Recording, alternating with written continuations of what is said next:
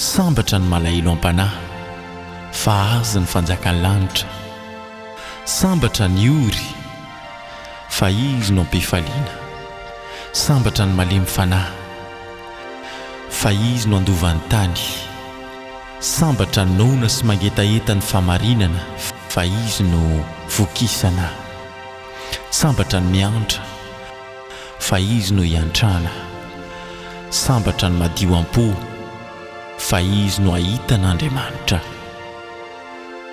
Fa toy izao no tiavan'Andriamanitra izao tontolo izao, nomeny zanany latokana mba tsy ho very izay rehetra mino azy fa anana fiainana mandrakizay.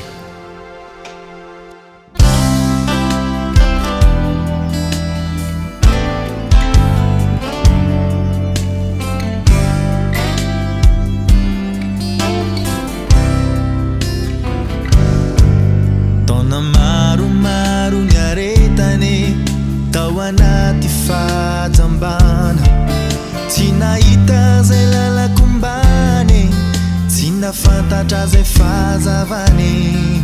Nefa reko mandalo izany ilay tompony fagagana, ka nahoana no sakatsakana nde tsy antsoantso ny anarany. Tsenginao satria ianao ilay mahay manasitrana, ikika satria ianao ilay mahay manafaka.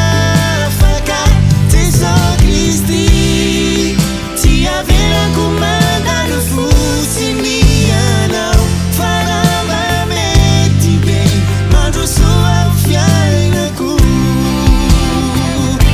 Tsenginao satria ianao ilay mahay manasitrana, ikika satria ianao ilay mahay manafaka. Jesosy Kristy tsy avelako mandalo fotsiny ianao, fa raha mba mety be mandrosoa ny fiainako.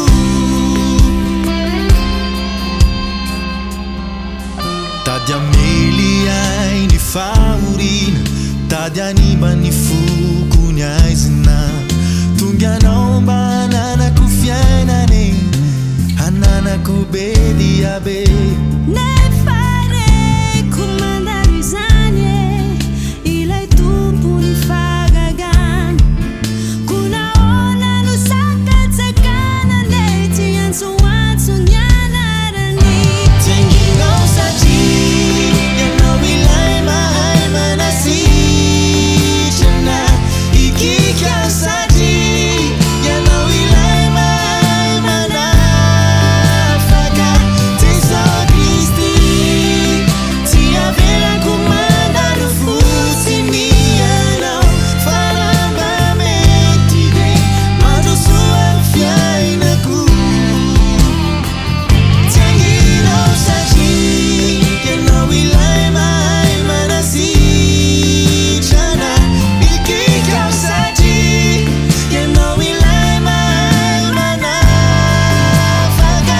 Jesosy Kristy tsy avelako mandalo fotsiny ianao, fa raha mba mety be mandrosoa ny fiainako. Andriamanitro mahery le manohala tsirery, irao satria, irao satria.